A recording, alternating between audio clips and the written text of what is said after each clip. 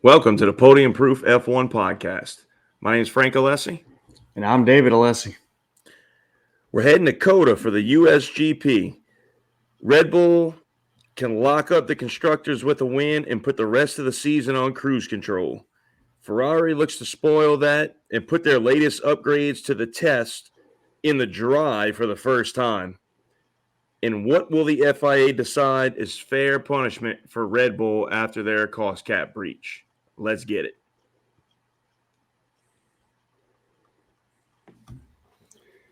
COTA. Yes, sir. COTA. COTA. COTA. That's a good one. You know what COTA means, right? Or you know what it being this weekend means, right? Means we fixing to be on the road, son. Yes, sir. For those of you possibly new that haven't heard us talking about it every chance we possibly get, we are loading up and going to COTA.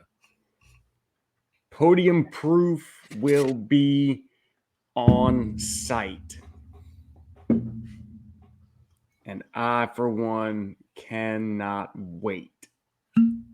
Me neither. A little bit of brief overview of COTA, and then we'll get into a little bit of bourbon talk.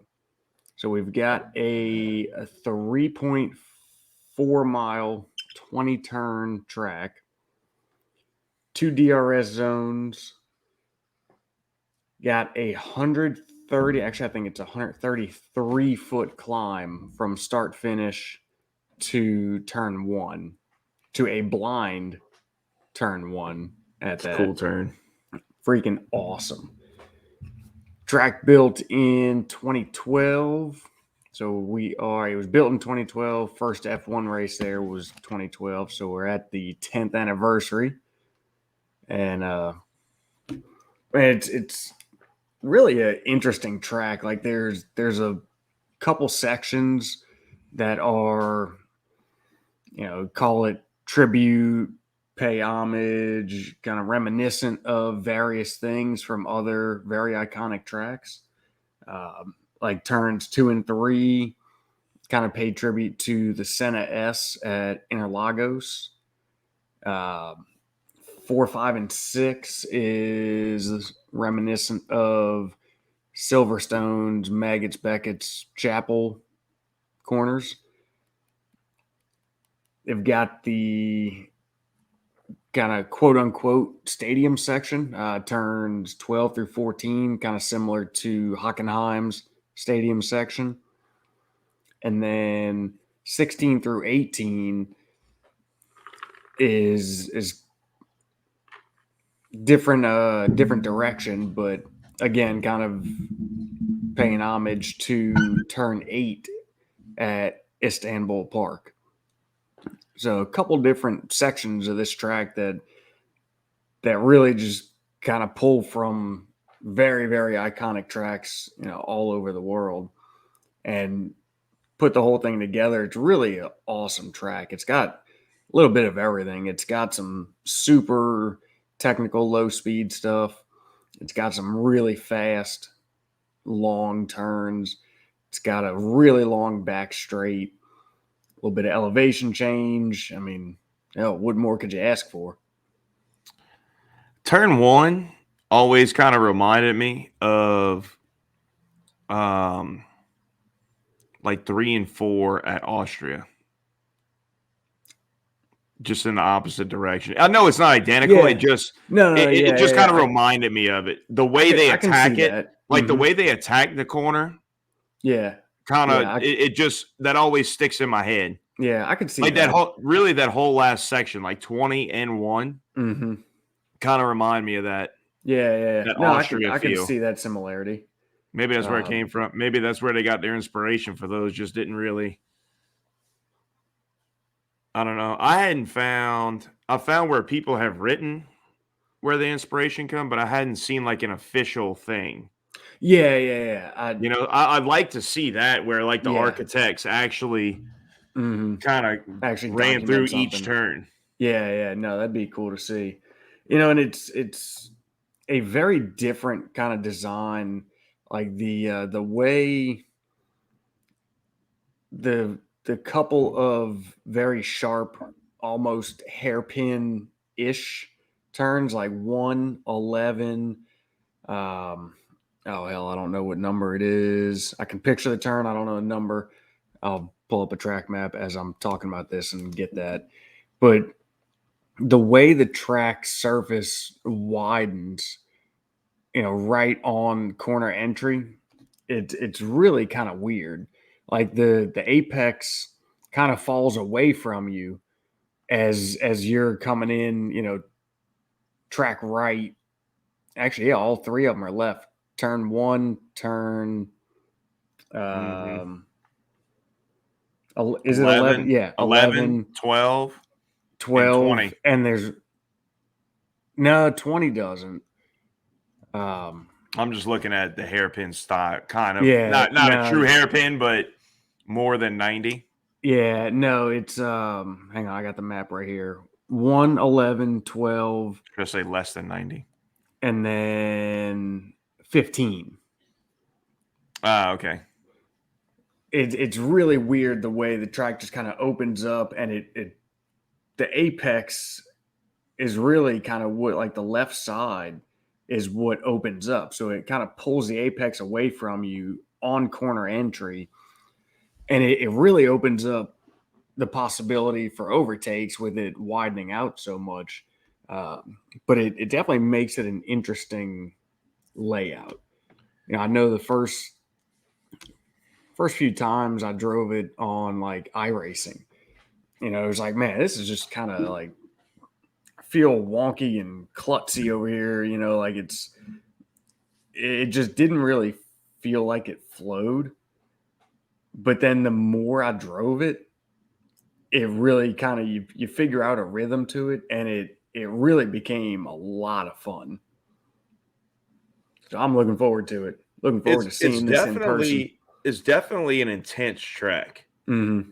You know what I mean? Like Yeah. there is, I mean, just looking at the track map, man, and like you got that one good break on the back straight, but the rest of that lap, dude, you are working as a driver. Oh yeah. Mm-hmm. Yeah, it's definitely You know, very busy. there's really no time. Like I said, aside from that back straight, like there's not much time off in this lap. Yeah, and the front straight's not very long. Right, that's what I mean. Yeah. Like you got a little section pretty much coming out of turn 9 Mm-hmm. through 10 before you get to 11, which is not very Yeah. long. Yeah. But like turn 10 is definitely a flat corner Mm-hmm. to where, and it's not much of a corner for these cars. No, it's not. I mean, it's just, but aside from that, dude, from the time you hit the braking zone in turn 1, you have, I don't know, I'd love to see the breakdown on the sectors because, I mean, you essentially have off between 9 and 11, and then the back straight, and then it's work Yeah. all the way So through. sector 1 is start finish to through turn 6. Yeah, no, I know. They just don't have the time, Oh, yeah. time Okay. of each sector. I got you. But no, man, dude, I cannot wait to be here in person and to go see that in person. You know, a few years back, we kind of talked about making the new regs, making the trip out to COTA for the first time with the new regs, and then that was supposed to be 21, and then COVID happened, and they got pushed back, and everything kind of got, everything just changed. Mm-hmm. And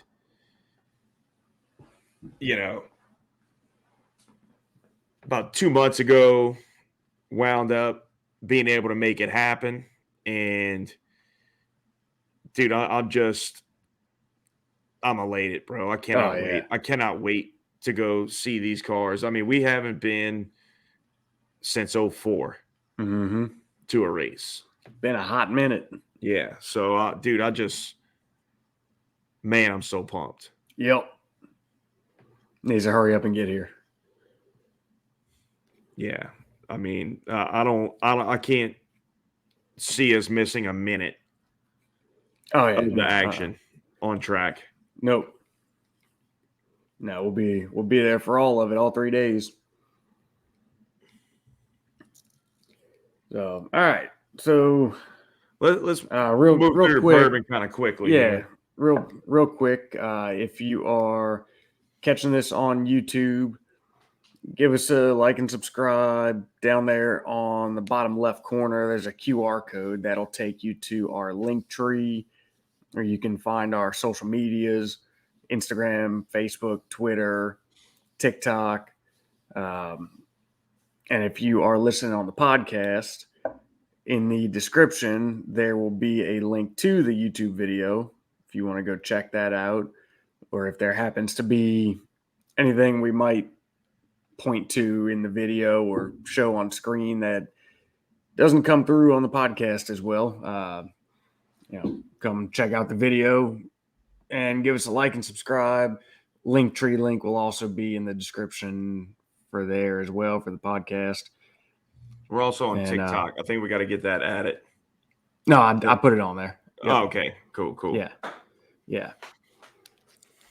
So yeah, give us a like, give us a follow, subscribe. We'd greatly appreciate it.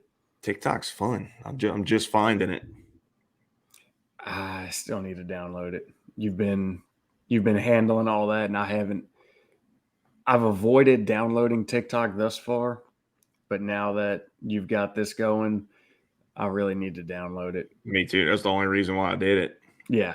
But yeah. To be honest, like I wish I could go off of social media completely. Right. Just from a personal standpoint. But that's part of this. So yeah, I'm good with it in terms of that. Oh yeah, for sure. So, all right, look, bourbon. Yep. What you got? Since it's COTA week and we're heading out, and I'm so stoked about it, I figured I'd break out a cool bottle. You breaking out the single barrel? No. Okay. This is Colonel E.H. Taylor small batch. It is, I think, with the exception of the barrel proof offering, I believe they're all bottled in bond. Yes. The E.H. Taylor line. The barrel proof might even be, huh? No. Barrel proof is barrel proof. Oh wait, yeah. What am I thinking? Bottled in bonds on. Yeah. I was thinking just like I was just thinking from an age perspective. Yeah. No. It is insanely hard to find these bottles, which is a damn shame because this should be about a $35 bottle of whiskey. And it is I mean, everybody's got their own flavor profile that they like when it comes to bourbon or whiskey, whatever. But in my opinion, this is the absolute best $35 bottle of whiskey on the face of the earth. It is just, it's so good, man. It's so freaking good. There's, the single barrel. I've had the single barrel. I've had the rye, but like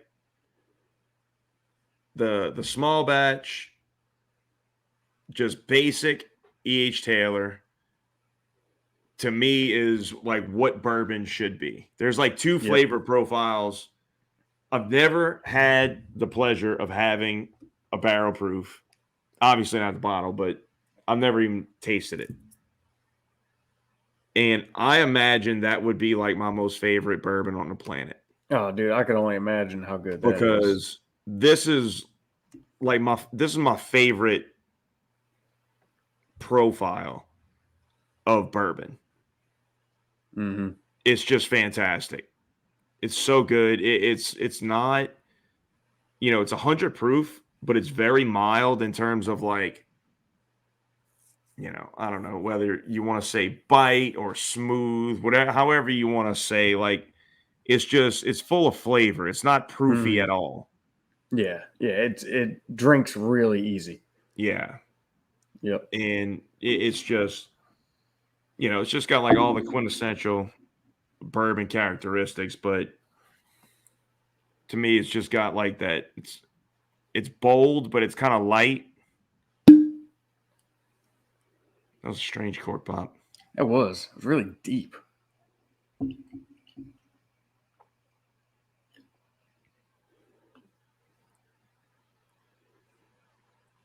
Ah, so good.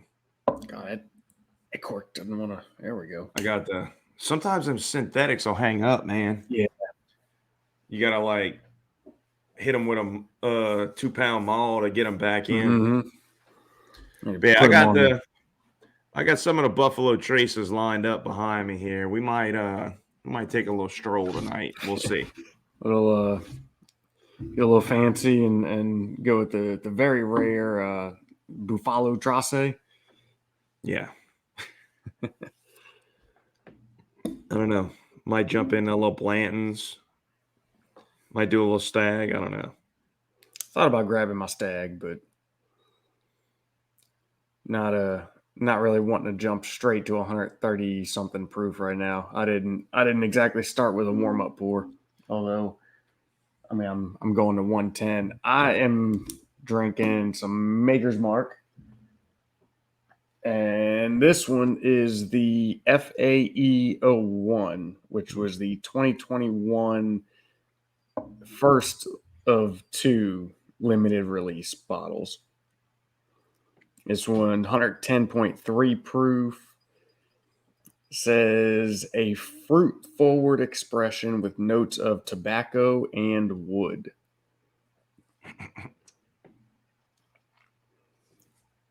And this is a really good bottle. I do not have the FAE02, the second release of 21. I have it. You can try it this week. Okay. Nor did I get any of the releases from this year. Both times they came out, it was just one of those like happenstances where I just could never get to the store that had them at the time that they had them. That sucks, man. Makers shouldn't be like that. Yeah.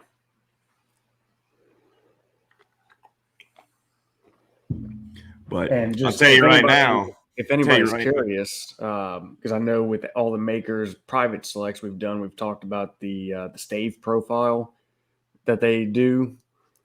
This one, and I don't know if all of their limited releases are all done with just one particular, but this one is 10 of the virgin toasted American oak staves, which I mean is really all a bourbon barrel is virgin American oak. But I don't know if they do anything different for their other limited releases. I'm not sure, but that's all that one is. Cool. And it is delish. Tell you right now, we're going to be drinking on some hitters this week, son. Yes, sir.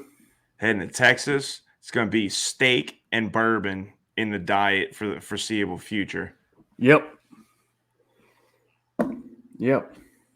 So we're gonna keep updated on social media a good bit with the trip coming up and kind of our comings and goings through Austin and through the track, and then with what we decide to drink at night. Yeah. And then maybe next week, for the very first time, we will actually film a podcast in the same room. Yeah. Man, we may not really know how to do that. It's been on my mind. It's how to try and make it as seamless as possible because it Yeah, could be right. strange. Yep. Well, we'll figure it out one way or another. No doubt. So, all right, dude, let's jump into this. I want to run through a few things here because in terms of the US Grand Prix, the main interest of the F1 season is already determined. Yep. Max is the champion. The constructors is still up for grabs. Red Bull, if they win, it's done. If they don't win, there's a whole bunch of scenarios that can play out that where they can still win it. But essentially, what is it? They have to come out with a They 147 have to point come lead. out. Yeah, 147. They have to come out of COTA with 147 point lead. So yeah, if they win, then that's enough. Because currently they have 163, I think it was. Mm-hmm. Or if Ferrari was to pull a 1-2, but Red Bull gets 3-4, they win again. Like, yeah, there's a bunch of scenarios, but it's a good possibility we'll see them lock the constructors up. Mm-hmm.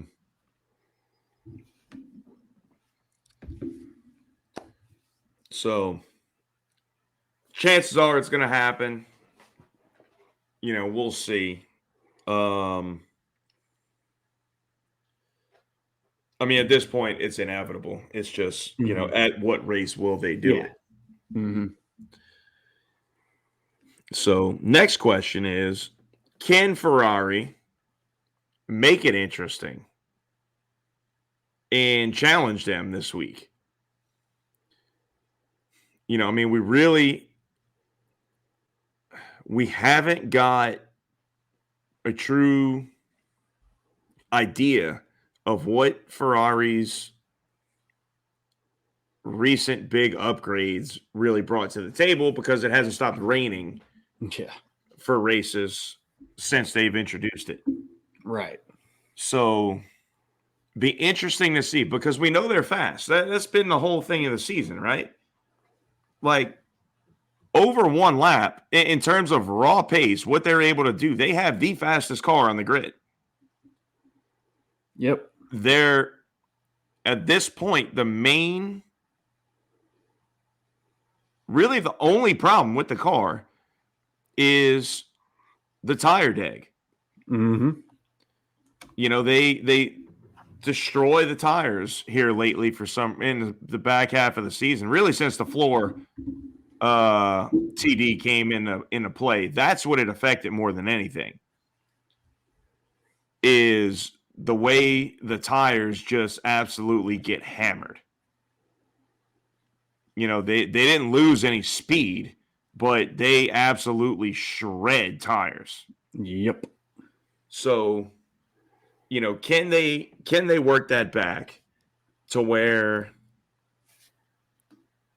look, I mean, I don't expect them to work it all the way back unless like something just clicked and they're like, that's it. Here's how we fix it. Yeah. I mean, it's which is entirely doubtful. possible to happen with something like that. It is, but it's not doubtful like that you're it was talking just about one thing. Like it's more true, than but likely it's probably one of those things that it's like a chain effect. You know what I mean? Like the problem starts here and then causes this and then causes this. So if you fix A, B, C, and D don't happen. Mm-hmm. Yeah. I mean, I don't know. I'm just saying, like, it's entirely possible that this kind of problem, once you pinpoint it, can wind up being an easy fix. It's just a matter. Yeah. It's just a matter of finding it. Yep. So, no talent if it is, or if it's kind of just a, plethora of things related to the new floors that are causing issues. Mm-hmm. Yeah, So definitely be interesting to see what they can bring. At the moment, the forecast looks clear, mhm, high 80s. looks awesome, actually. Yeah, you know, so we'll see. I mean, we could get a really good look at what that last upgrade package looks like. And if I don't remember, I mean, just looking at the track map says one thing, but I don't remember historically what COTA was like as far as tire deg in general. Or, I would, looking at the track map, I would imagine it's probably, a front deg heavy circuit, just with the number of turns and the back and forth of some of the sections. Mhm, Um, that's what the map would lead me to believe, but I don't remember historically what it typically did. right. So I'm looking last year. Let's see.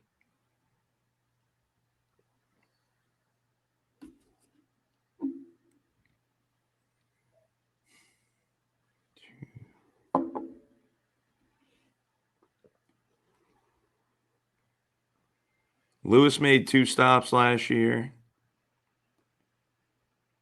Um,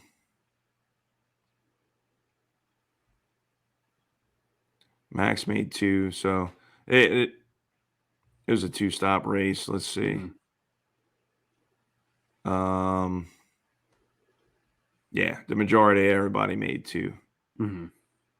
Looks like about lap, let's see when the bunches started. Pretty much lap 9 to 13. They kind of got them staggered all over the place, man. Mhm. Really, you go 9 to 18. You had pit stops almost every lap. Okay. And then you had no pit stops from 18 to 24. And then they all kind of started again. You go 24, 25, 26, 28, 29, 30. 1, 2, 4, 7, 8, Okay. 9. So, consensus looks like last year it was a pretty typical 2-stop. Mhm. So, I would imagine be at least that this year. Yeah, I mean, I wouldn't imagine we'll see anything less than a two-stop. 56 laps. Yeah, I mean, they're not. These tires in general seem to have a little more dag on them as we get through the season.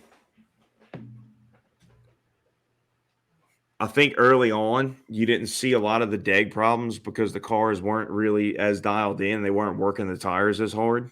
Mhm. And as the season's gone, I think kind of with the exception of Red Bull, you've seen everybody kind of work the tires a little bit harder. Oh yeah. Yeah. You've heard a lot more. And even Red Bull has had not really on Max, man, but Checo's had some issues working the tires too hard and having blisters and going through Mhm. graining and all that and having, where it's costing him a whole stint of bad performance. Right. Max is literally like the only driver on the grid that this just has not affected. And it's 100% on the driver, because the same thing, well, not 100%, but it's very, very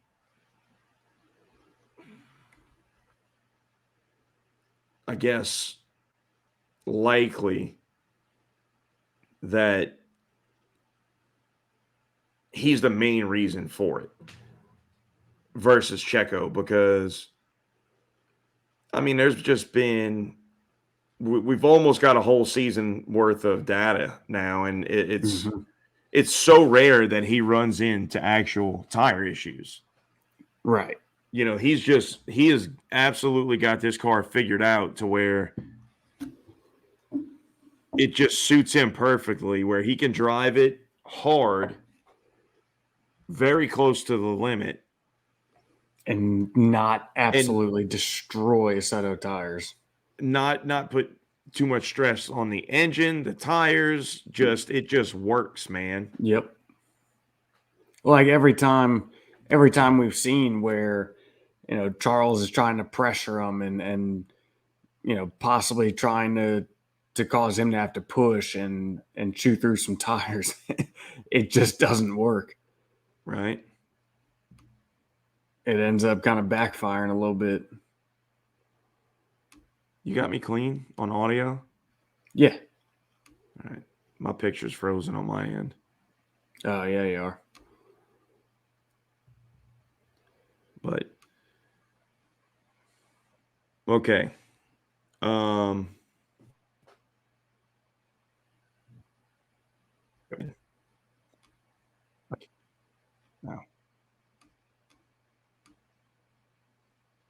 Wrong on that.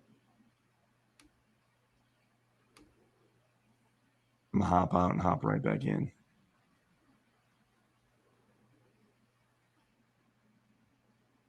You good? Mm-hmm. I think we're good now. Okay. Never mind. We edited that out.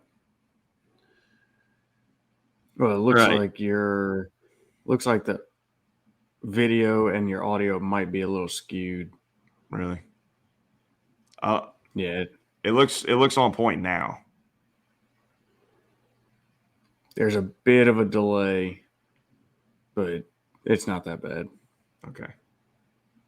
The video is a hair behind the audio on my end for you. Really? Mm-hmm. All right. Well. Right. The next question is, what Mercedes are we going to see? I feel like we ask that every week. I know it's kind of been a little bit of Jekyll and Hyde with them. Mm-hmm. You know, I kind of feel like this is not going to be a great circuit for them. I feel like it's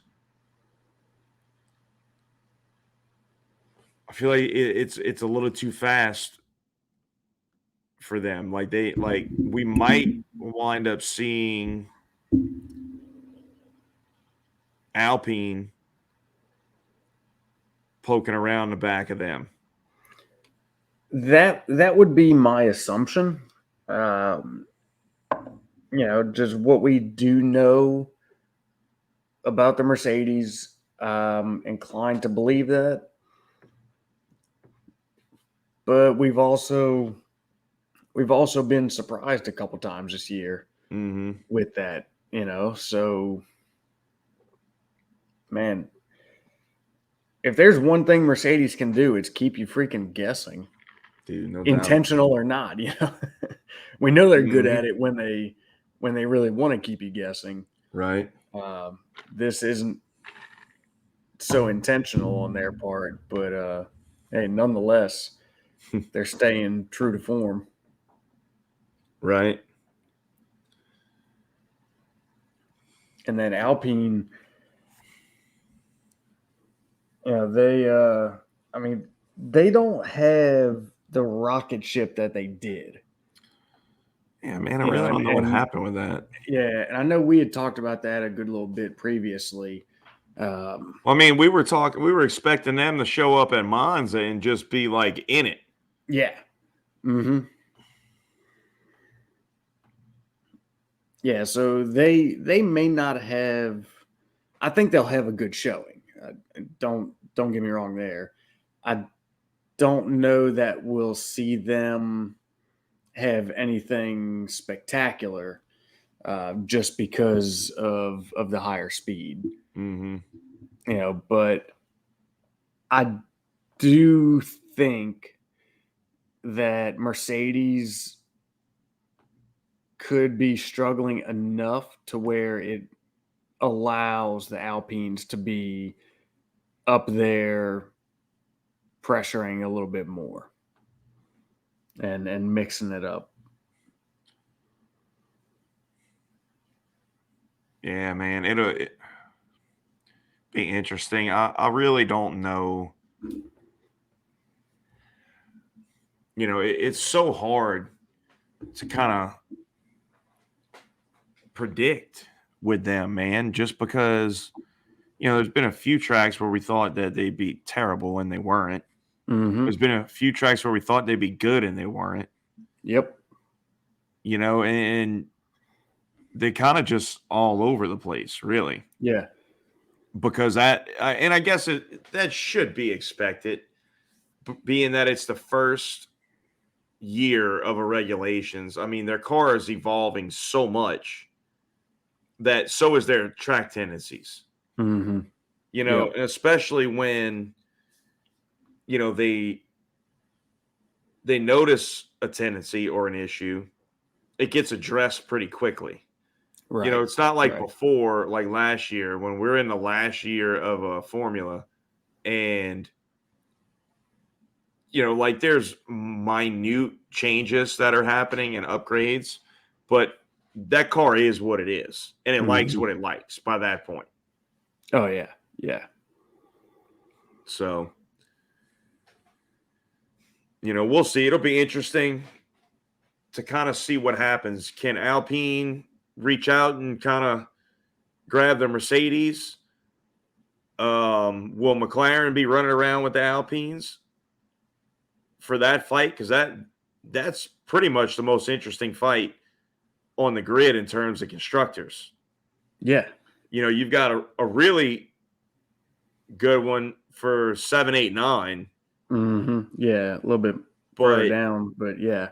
In terms of further up the grid, the next highest spot, essentially, that's not pretty much locked up, barring some kind of catastrophic event happening. McLaren versus Alpine is the one to watch. Yep. And that's yeah. I mean that's gonna be like that till Abu Dhabi. I mean I think we're gonna see that one go back and forth a little bit more over these last 5 races. I would think so. But let's see. Let's see if one team can just kind of grab it and run with it, man. Or one driver. How about that? Mm-hmm. Yeah. I'm sorry. Next, I misspoke there. Next 4 races. Yeah. Had my count off. I said that, and I thought it sounded wrong. I had to go double check myself. Yeah, I really don't think we're going to see that happen, though. I think between McLaren and Alpine, I think we're going to see it come down to the end.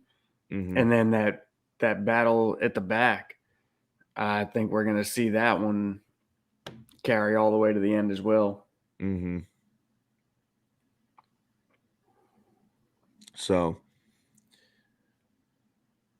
all right. So, what else would you like to talk about in terms of this immediate race coming up? Anything pertinent? Man, I don't really think so. I don't think so. I mean, I think I got one more thing. Yeah. Checo versus Charles. P2 is up for grabs. Mm-hmm. Separated by Carlos is still in it point. too. But essentially it's down to Checo and Charles. Yeah. George is in it. George is ahead of Carlos. Barring DNFs, I would imagine Carlos is going to get him by the end of the year. I don't have it in front of me. What's the spread between them? 5 points in favor of George. Yeah. But George, he had a pretty good lead on Carlos with that run of podiums and top finishes when Carlos was having his struggle bus part of the season. Yep. I would definitely say Carlos is going to finish ahead of George. I think that's a fair assumption. But yeah, like I said, man, it'll be very interesting because now Checo, will we see him get preferential treatment over Max? I've kind of been wondering that. And I don't think so. They got records to break with Max. Well, not only that, but the constructors is not locked up yet. No, but once they lock the constructors, I think we could see that happen. Either way, I believe I alluded to it last week. If Ferrari can figure out their tires a little bit more, I don't think Checo has a chance to beat Charles. Agreed.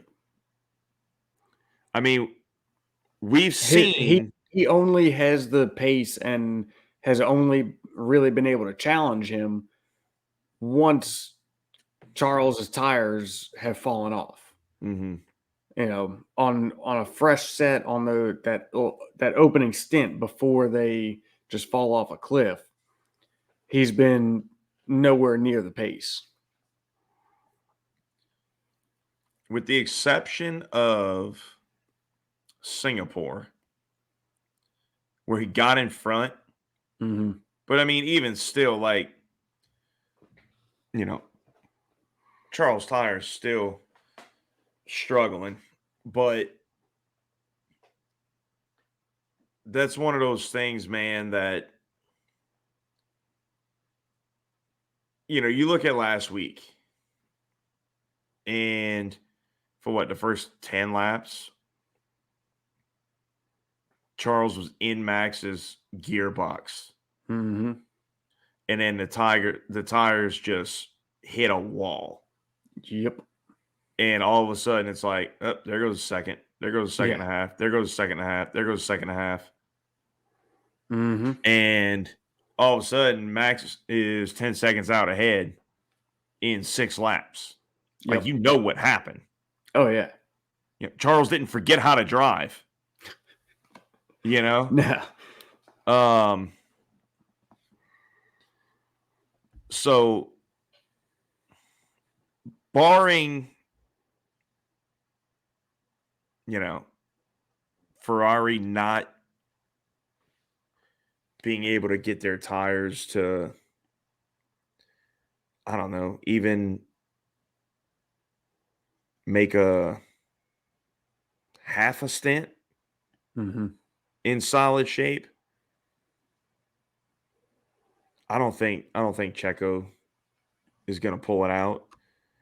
Let's put it this way. He shouldn't. He shouldn't be able to pull it out. I mean, just based off of raw pace and capability, but strategy and or not even strategy, I mean, the rest of the operation of the car is just as much a player in the game, though. It's no doubt. No doubt. I'm just saying, if Ferrari can make the tires last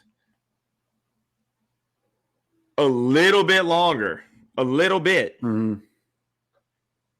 Charles will be able to pull. He's proven it. He can pull enough of a gap to where Checo can't do anything about it. Right. And one other thing Yeah, about if they last can week, buy him a little bit more time on those tires. yeah, when it comes to tires, I kind of thought that when Alonso pitted for fresh inners,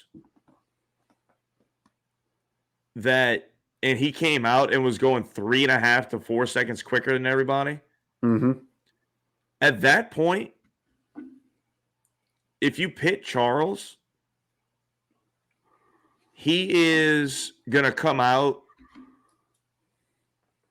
I think he'd have given up 3 places. Because at the time, if you'd have pitted him, it'd have been ahead of Alonso. But Alonso pitted. So that would have been like you'd have come out in 6th place, I think. And you're 3 seconds a lap, 3.5 seconds a lap quicker than everybody else. Mm-hmm. Like, you're not going to have any trouble working your way back through the field. Why wouldn't you have done that? Can't answer that one. I mean, it seems logical, but like just knowing the situation that your tires are in, and that your driver has been living on the edge for 2/3 of the race. Yeah. Well, why what not? I don't remember is how many sets of inters did they have left to use? They had one. Did they? Because they ran so little in the practice sessions. Mm-hmm. Yeah, it's not like they ate through a bunch of them there. Right. Mm-hmm. And, okay, one more thing to get into before we jump into the elephant in the room. And that is the extreme wet tires that we have. And how they're useless. I mean, what a joke. What's the point of having these things if they can't be used in a race? Mm-hmm. Like, what are you doing, Pirelli? One, do better. Period. Like, it's so frustrating that we can't have racing in the rain, in the real rain, Mm-hmm. because they don't have tires that can do it. I mean, that's unacceptable in Formula One. Yeah. Unacceptable. And there's one thing. Well, I'll take that back. There's 2 things that'll fix that. And that's Formula One themselves telling Pirelli, hey, if you don't address this, we're going to be looking for a new supplier.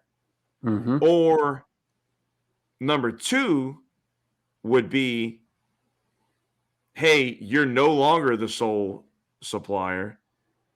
We're introducing a second manufacturer into the mix, and we're going to have a good old-fashioned tire war again. Yeah.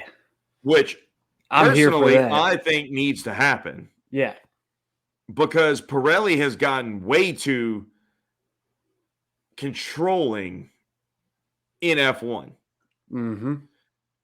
We spend way too much time talking about tire strategies and tire dag and this and that, and it's not even about the best freaking car. Yep. Who can make the fastest car? It's about, who can baby the tires the most and not ruin tires and this and that. Worse, better than the other guy, which is not what this shit's about. Yeah, I mean, look, it's part of the equation. Yeah, a little bit of tire preservation and whatnot is 100% fine, but the extent of it that we have currently is way too much. Mm-hmm. Yeah. Yeah, I mean, the whole race revolves around it. The whole race revolves around it. Yep. That's all we're thinking about is what's going to happen with the tires. Not how hard can Charles push Max and see if, for lap after lap after lap,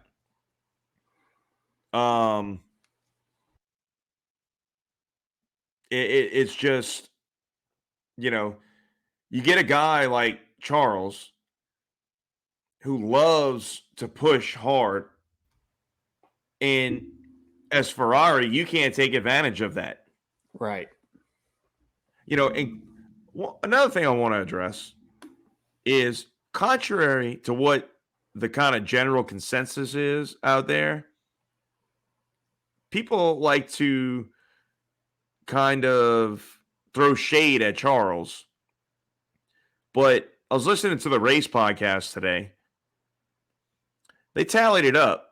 Max has more unforced errors than Charles Leclerc does this year. So there's that. There's that. Yeah.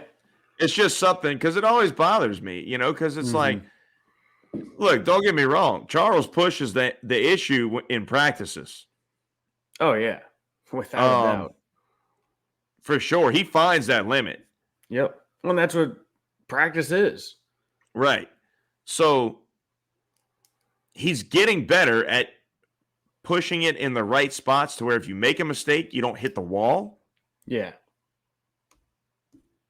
And like we've talked about quite a few times on this podcast, he's a few years behind Max in terms of his evolution as a driver.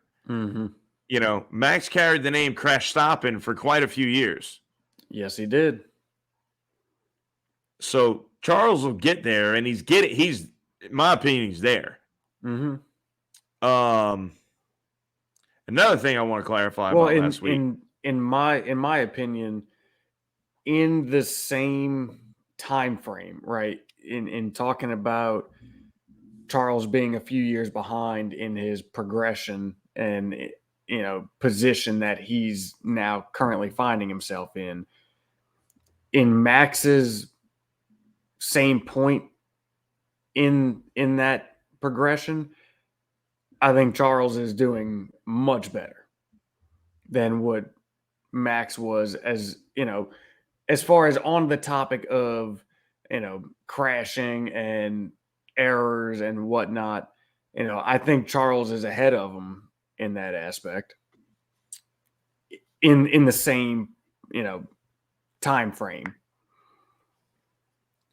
Maybe. I don't know. Maybe so. Maybe a little bit.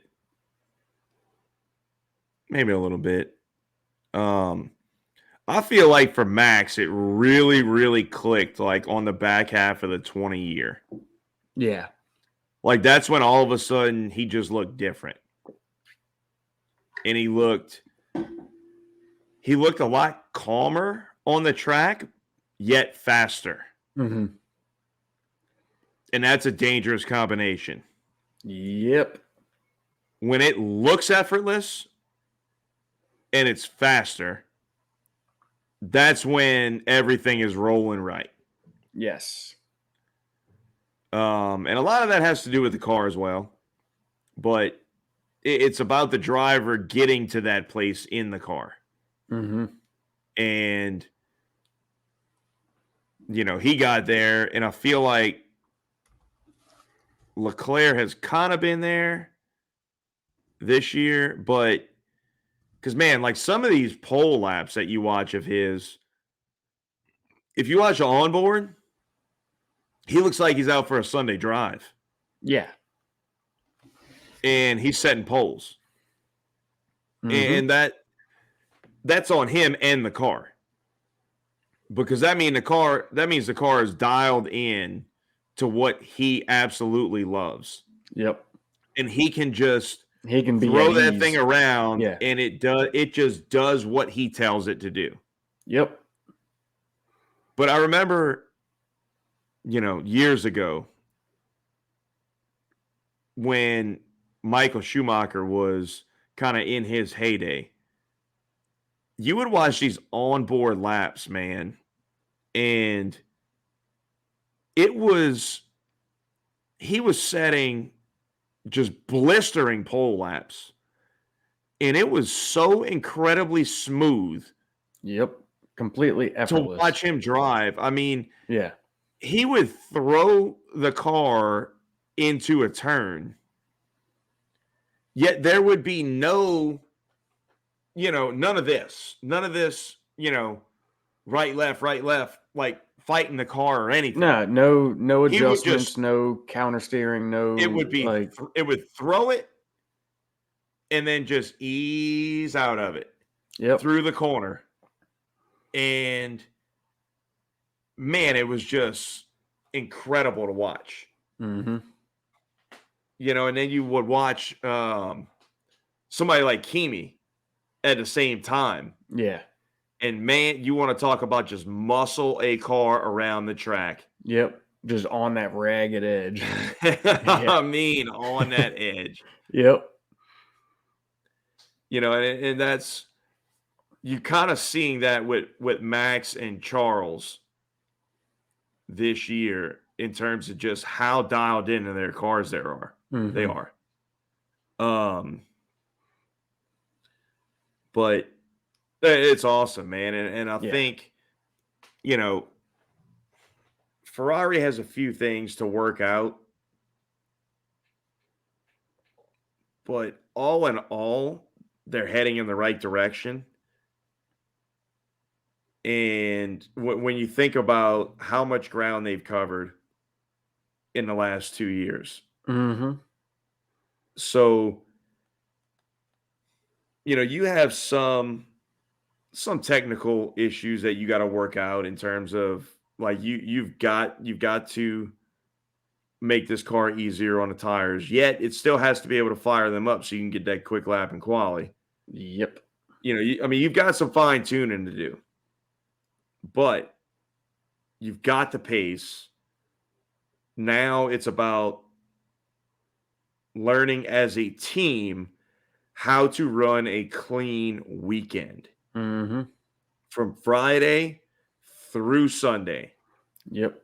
How to put together the whole thing, how to I mean, run and call a clean race, clean strategies, adjustments, reactions, forcing the issue on others. yeah. Like you've got to put it together.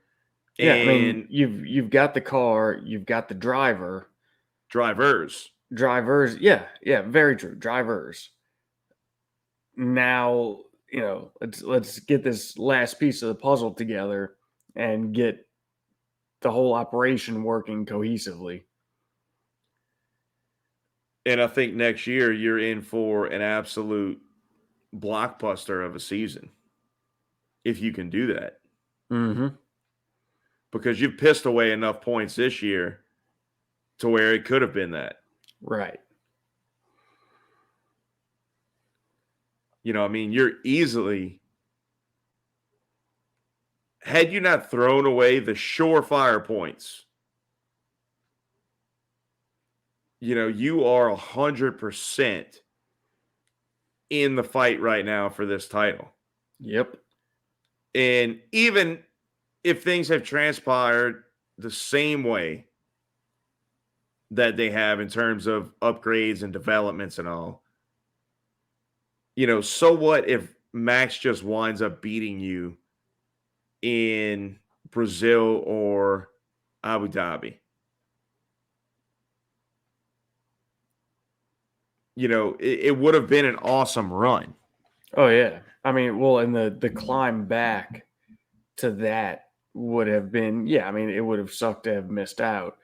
But that climb out of the hole that they were in, that would have been at the end of it, first or second, it would have been a much more rewarding second place. Mm-hmm. Yeah, now you're struggling to beat their number 2 driver. Mm-hmm. Yep. So, which, speaking of them being Red Bull, as we all know, or if you don't, there has been some ongoing cost cap infringement happenings. And it has been confirmed, which we talked about last time. It has been confirmed that there was a cost cap infringement. It is a minor infringement, which means it's less than 5% over the cost cap, which that 5% is what, 7.5 million, 7.3, or it might be 7.5, right at 7.5 million, something like that. 7 point something million. How? And the issue now, well, one, it has not been released as to exactly what the overage is. But what is up in the air now, I've heard it's 1.8. Yeah.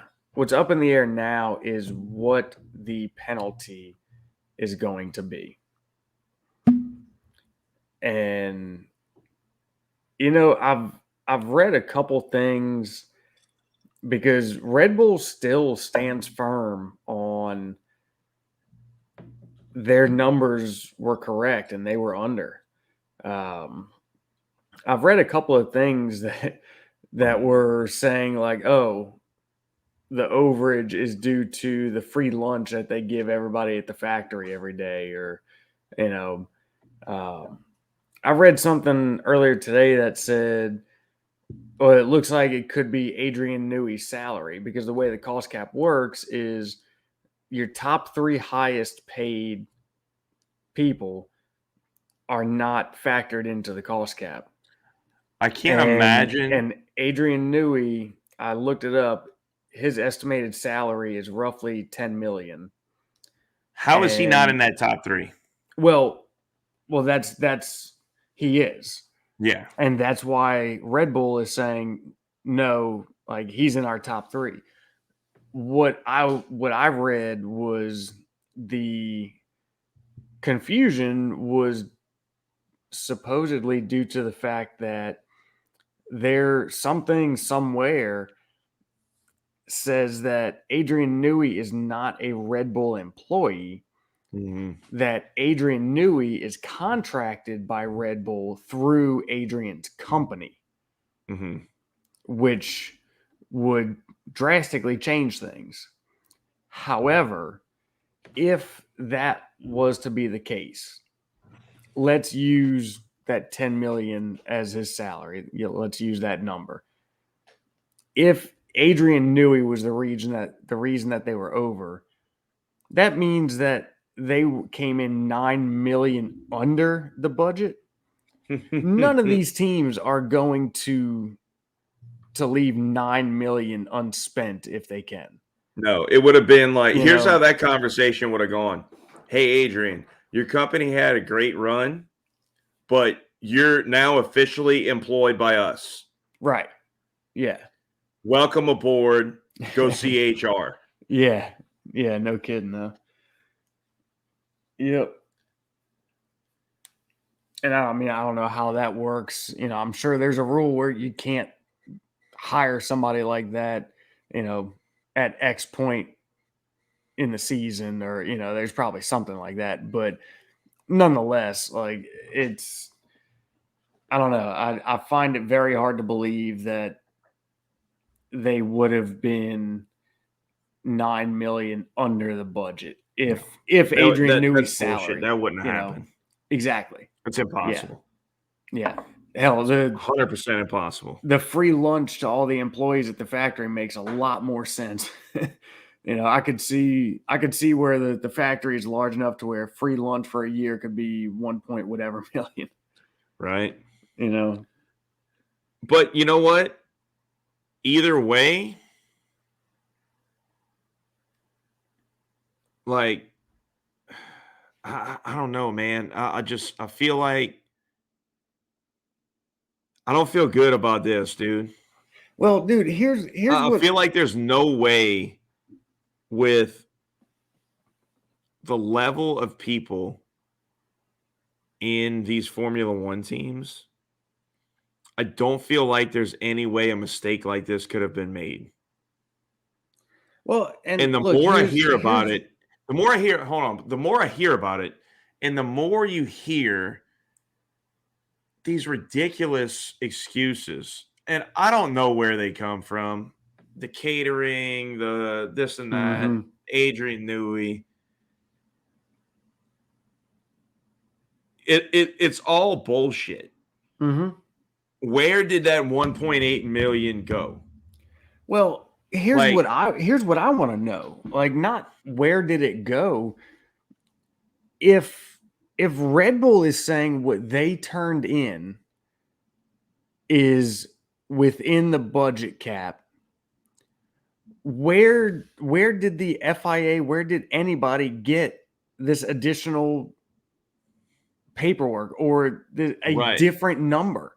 Like, right. because dude, had they turned in 1.8 over, like there would be no point in Christian Horner standing there and saying, no, our numbers are good. We were Mm-hmm. within the budget.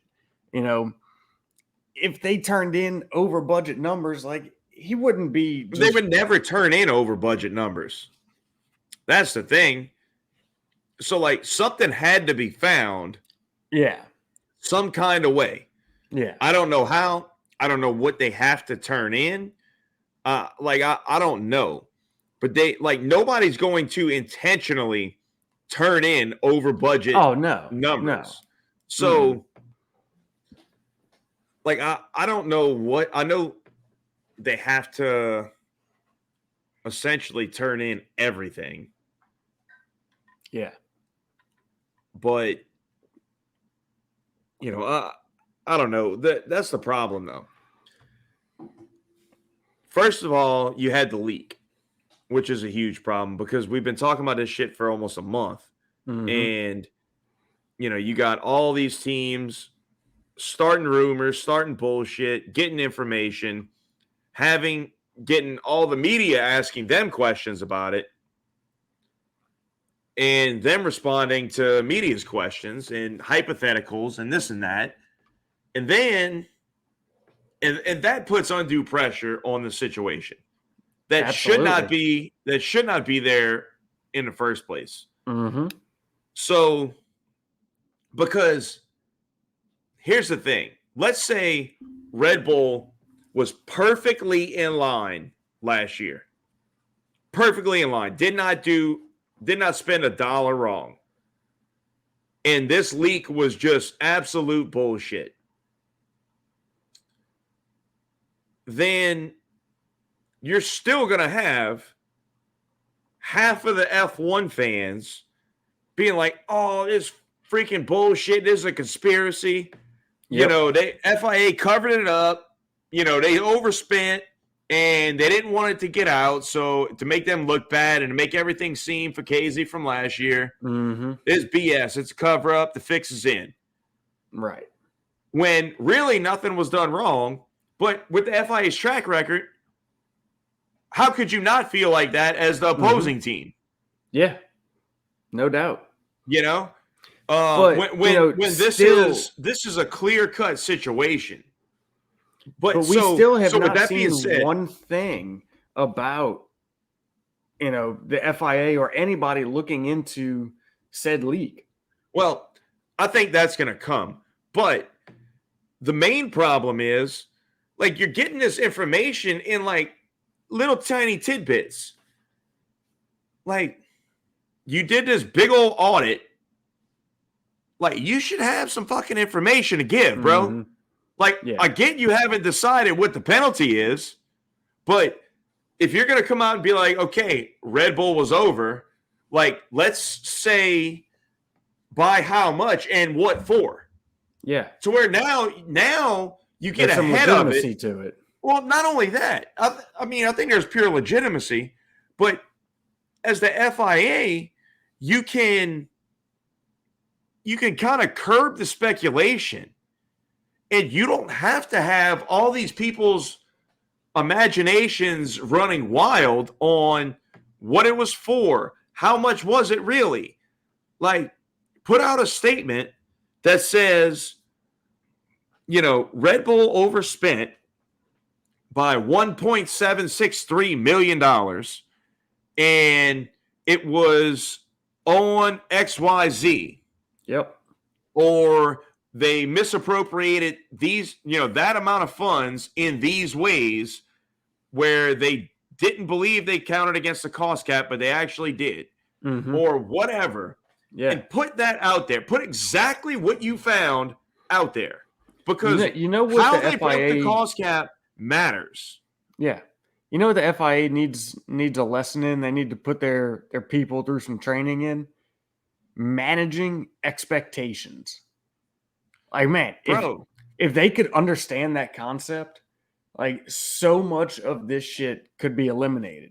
Like you said, like, they clearly have the info, but they're going to put out just enough information to where every media outlet, every fan, everybody can form their own opinion, start this rumor, that rumor, start all these different speculative ideas and just keep the pot freaking stirring instead of just putting it out there. Like you said, here's what it was. And then guess what? Now you don't have to deal with any of the other bullshit floating around of, oh, it was this, no, it was that, it was Newey's salary, it was the lunches, it was, they tried to cheat, it was they were trying to hide this, it was they were trying to do that. Oh no, they weren't doing anything. They were, that shouldn't have counted against it. Like, you eliminate all of that if they would just do a better job at managing all of this. Yeah, so look, I don't know about here's the problem, like, from a fan's perspective, is we don't know everybody else's books. It's like we don't know what kind of amenities Ferrari and Mercedes and McLaren are providing for all their workers.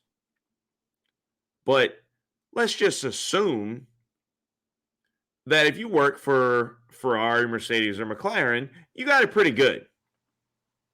I think that's a safe assumption. Right? Like, in terms of what you have workplace-wise and facilities, amenities, Wonder if they have nap pods. Your day-to-day comfort at your workplace is probably, I'm not talking about your actual work and the amount of stress that's on it. I'm just talking about your environment, right? It's probably pretty strong. Yeah. Compared to most people in the world, or even in compared to most half of the Formula One grid. Yep.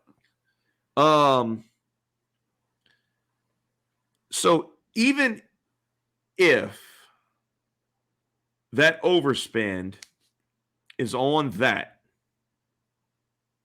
that's a problem for me.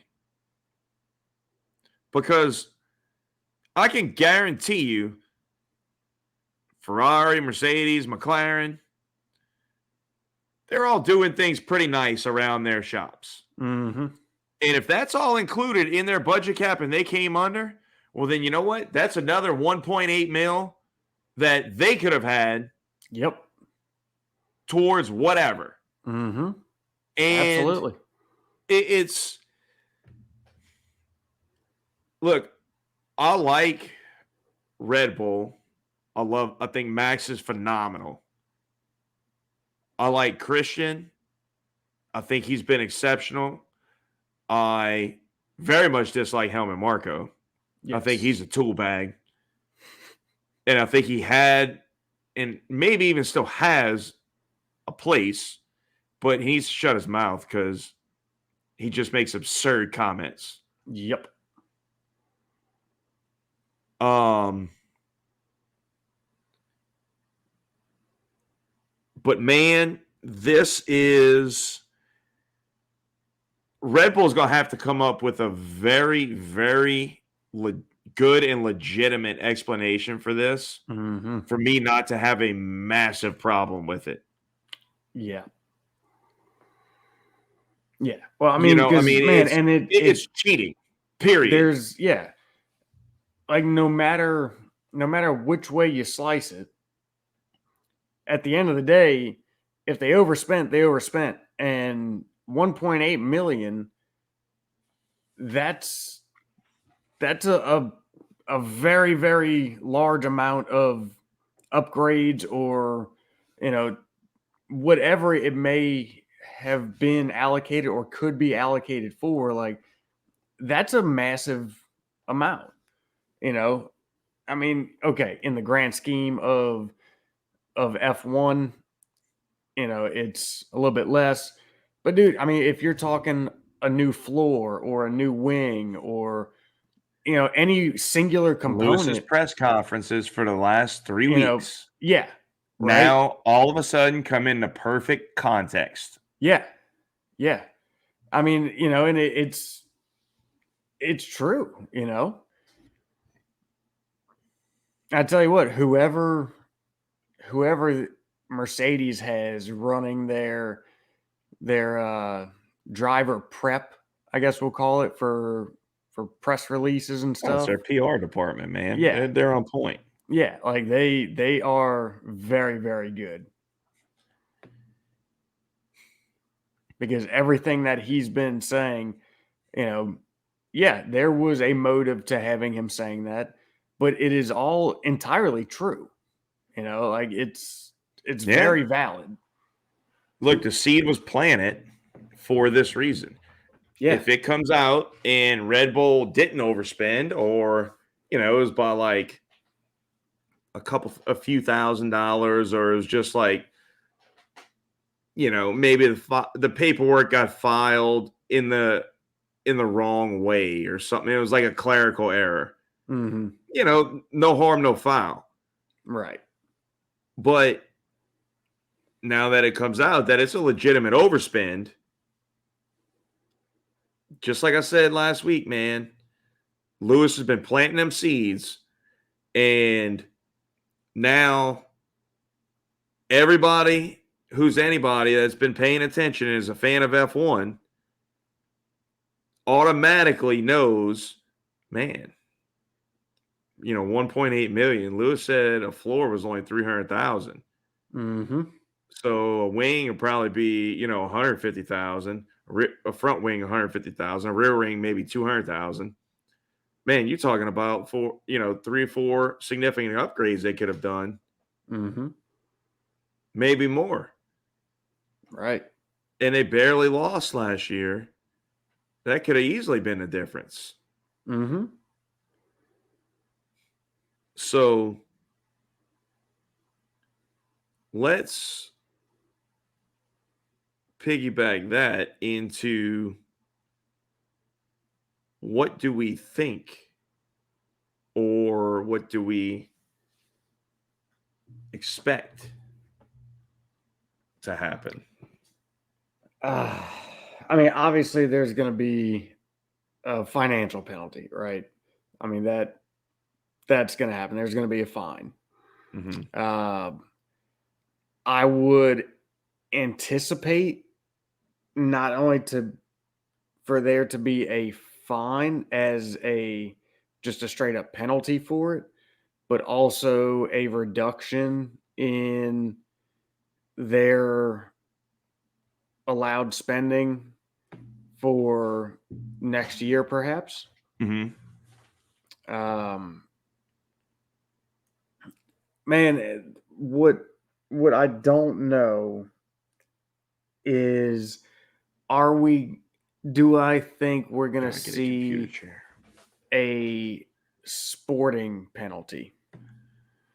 And there's been a lot of push for that, because as we've just discussed, that overspend may or may not, but you'll never know, may or may not have affected outcomes of last year and this year. So, a lot of people, Zach Brown being one of them, has written a letter to the FIA urging them, I think is a good way to put it, to be harsh and issue a sporting penalty, and basically saying, like, look, this is outright cheating. I don't know. I honestly don't know if I think they're going to do that or not. Like at this So- point, I'm just so not sure of the FIA because, who knows what they're going to do week to week. Well, that's why they should have released the exact amount and what it was that constituted the overage. Mhm. What did they find that pushed them over? Was it and if it's just accumulation of everything and they just overspent on the whole program, that's fine. Just say it. Mhm. And then that it is what it is. Right. But if it's a certain thing, if it's whatever the hell, just tell us. And again, you manage and control the narrative. Yep. But I'm going to tell you, here's my opinion of it. If it's anything other than a freaking clerical error or a misfiling of some shit, and in any way it was, 1.8 mil over in actual anything that goes against cost cap whatsoever, they need to be hammered. Yeah. And here's why. I agree. Because number one, you're setting the precedent in order for people to take the cost cap seriously. Yep. Number two, you won the drivers' championship last year.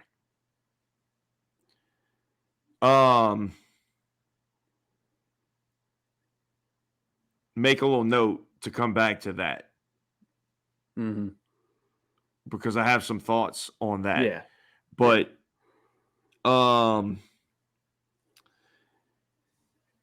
how much of that affected this year? Mm-hmm. Because you won the championship this year. If you don't do that, do you hit the ground running after that kind of dogfight last year? Do you maybe see more of the struggles like what you saw out of Mercedes and Ferrari? Mm-hmm. Not this flawless freaking season, with the exception of the first 3 weeks of the season. Right.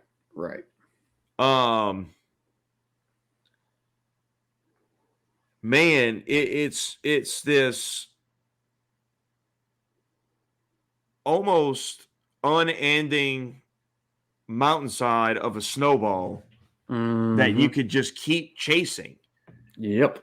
Because now what happens is if the FIA does not absolutely hammer Red Bull and take away points from last year and penalize them this year and in the future, you have teams that can strategically overspend in order to win in a certain year, and the teams will do it 100%.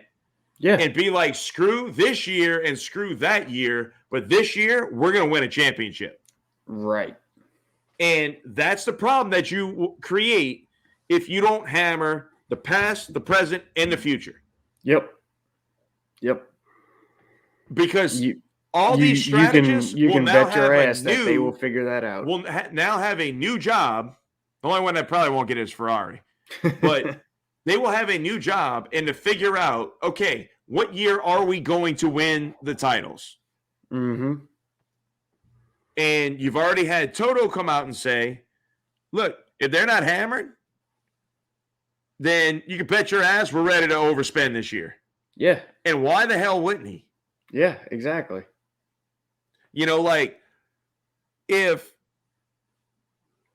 I've heard a lot of, they think it should be big fines, cost cap reduction, and wind tunnel time on their penalty, which I agree with. However, if you don't affect last year, if you do nothing about last year, everybody's fixing to start overspending. Yep. Because it's okay. We got up until about 6 million that we can overspend and have it be a minor breach. Mm-hmm. And nothing will happen to that year. Yeah, we'll pay the price going forward. Yeah. But who cares? Yep. And one thing that, and I believe it was talked about in Zach Brown's letter, one thing he had mentioned was lowering that ceiling of what the minor major cost cap infringement is, which leads me to believe that they as well are fully prepared to overspend depending on how this goes. And he's kind of alluding to the fact that everybody is about ready to do that, or he's alluding to the fact that there's not going to really be a very harsh penalty, so therefore they need to make the rules a little bit more stringent.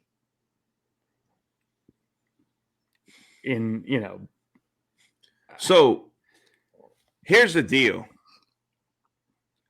I think it's kind of bullshit that you have a minor breach and a major breach designation. Mm-hmm. What the hell is that?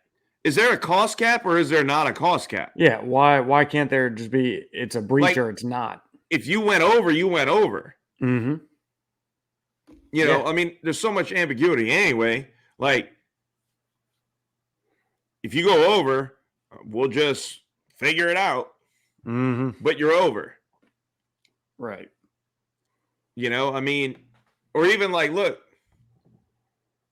like we kind of talked about last week. Having different steps of, here's the breach, here's the penalty. Yeah.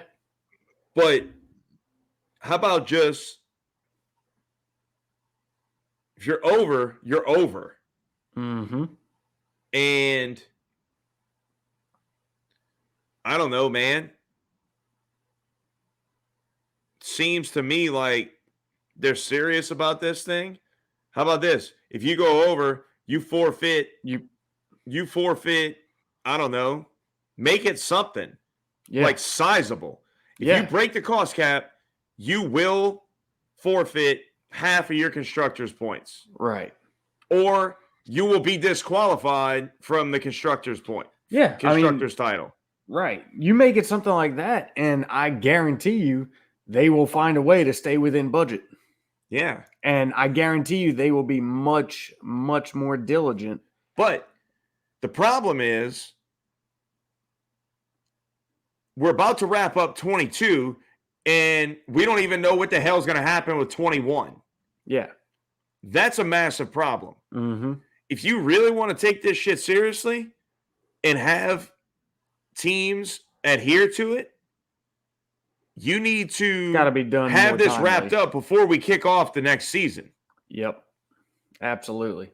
I mean, it's not like there's not enough time. Like, it should be, I guess, like everything else in the FIA, it should be simple, but it's freaking not. Mm-hmm. But you either spent over 145 million or you didn't. Yeah. So what? Like, you turn in your numbers in all your spreadsheets and all. I get it's a lot of information, but it's not like you're turning it into, Uncle Joe's CPA firm where he's the secretary and the CEO. Mm-hmm. I mean, we're talking about the freaking FIA.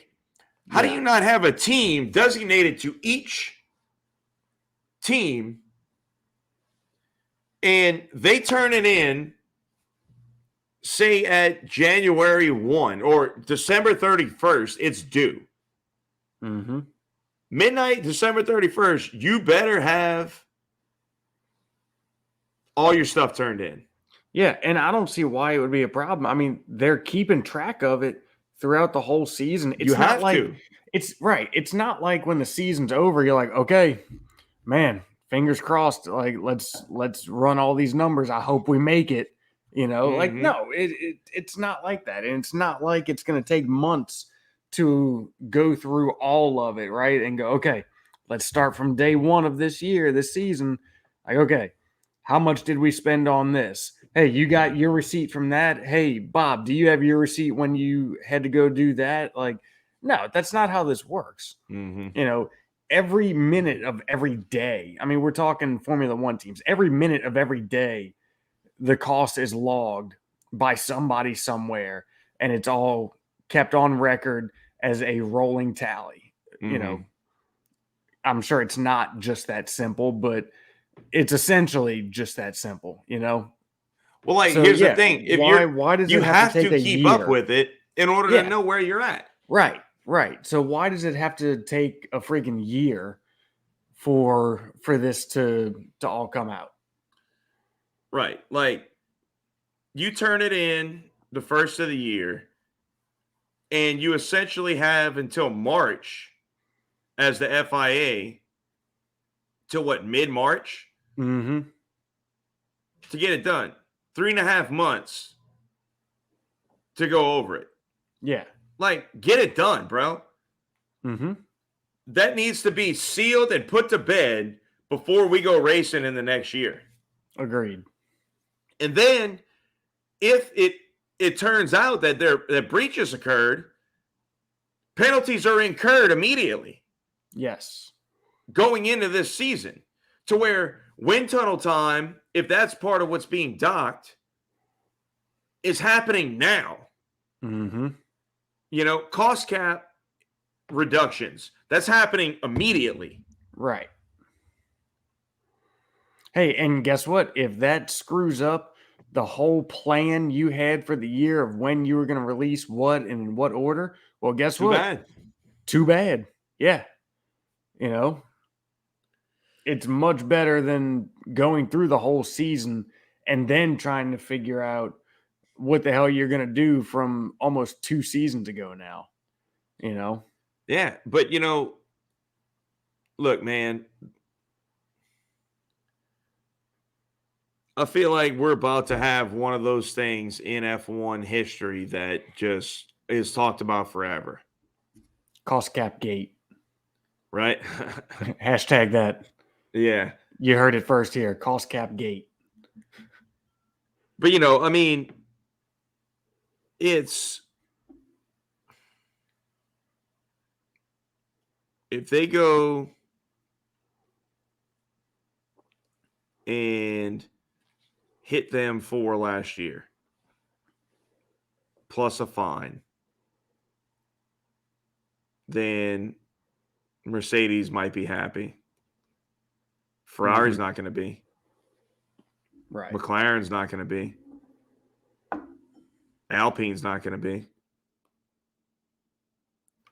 Well, man, you know what makes this so much more difficult for them, like for just the whole situation, is that, I mean, yes, there was a second team that overspent by a very, very, very minor amount to where it's like, okay, that wouldn't, and I haven't heard a number on it, but they've already issued a fine or whatever they did. Like Aston Martin is done. That's over with. It's old news.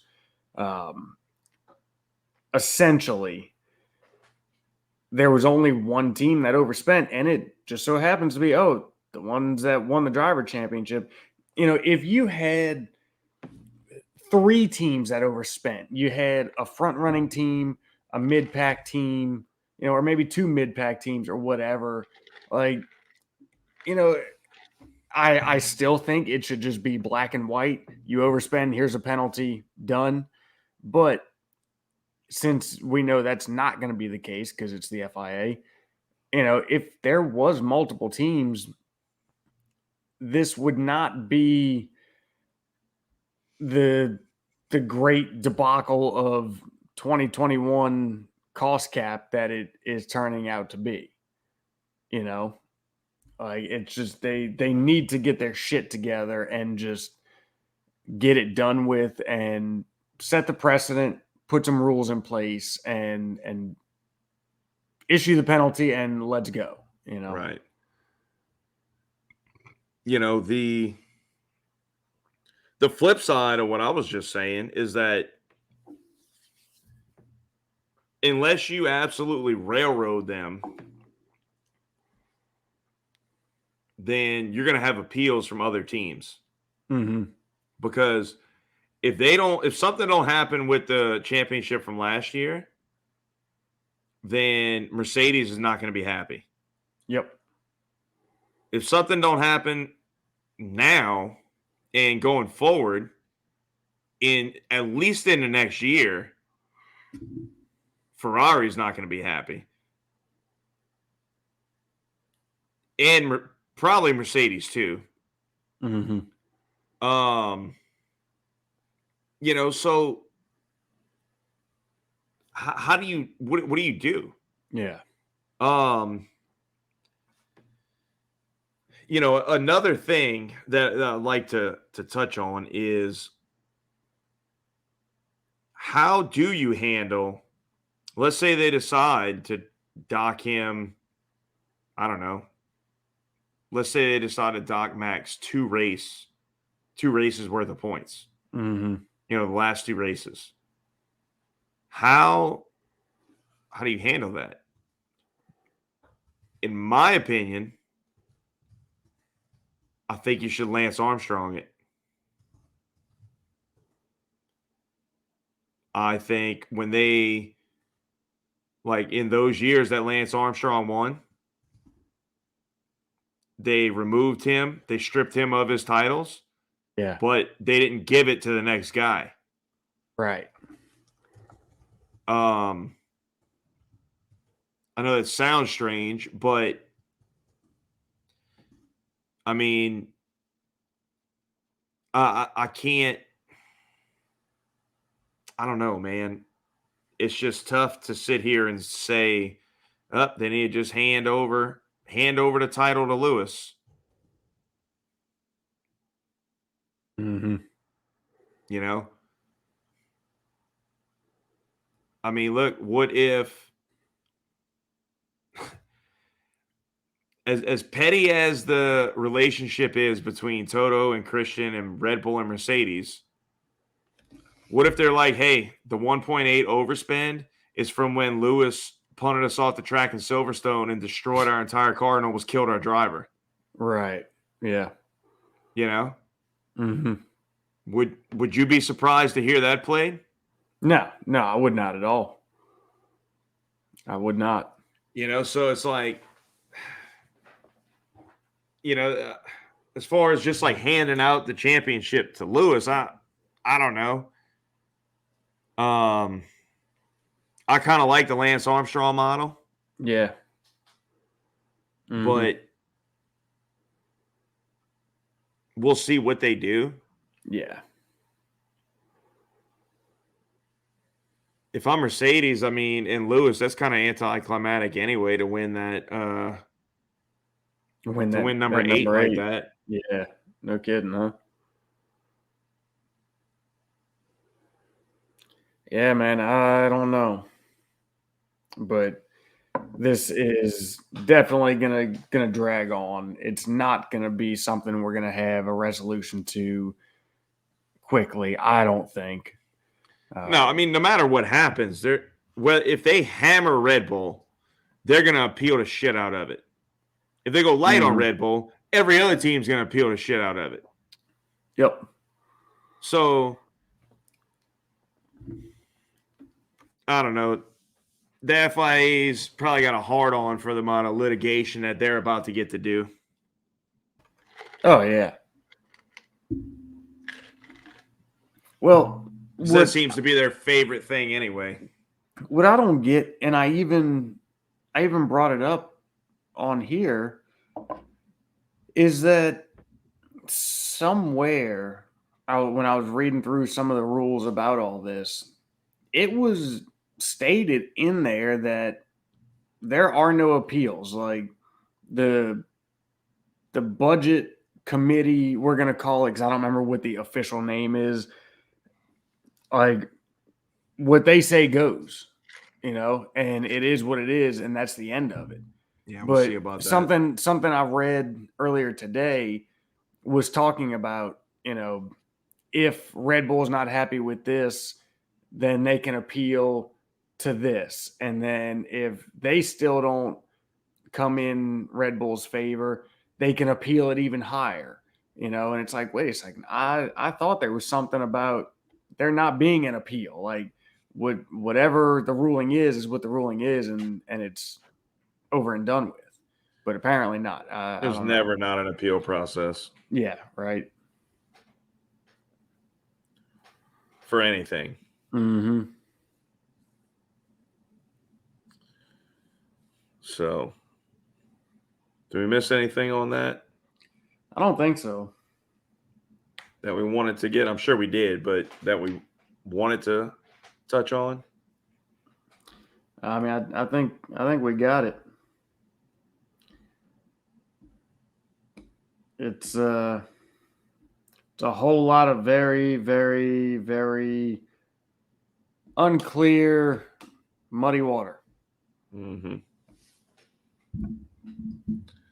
So, and it's only going to get worse, I'm sure. Yeah. All right. Are we ready for predictions? Sure. So you go ahead. Last time I went first, and I stole ended up stealing what you were going to pick. So I'll let you have this one first. Okay. I gonna say Charles, Checo, Max. Ooh, I didn't expect that one. My only, bear with me here. I have Max coming in third because I think we might see him take an engine penalty just to get him through the rest of the season.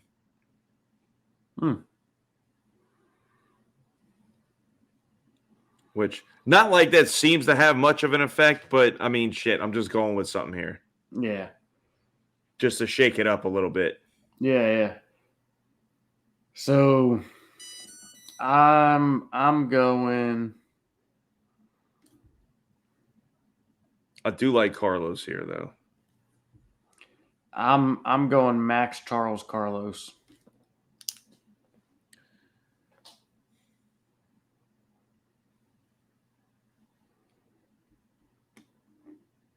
It's kind of what I wanted to go. I just, I don't know. I just felt like shaking it up. Yeah, why not?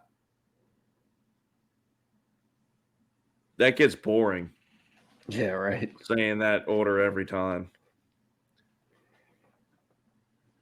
And yet, we've never been right. No, because the times that happened, we didn't pick it because we tried to go. Yeah, tried to go different. Yeah.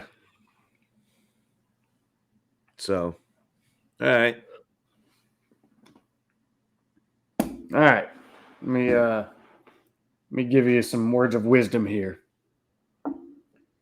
The moment money becomes your motivation, you are immediately not as good as someone who is stimulated by passion and internal will.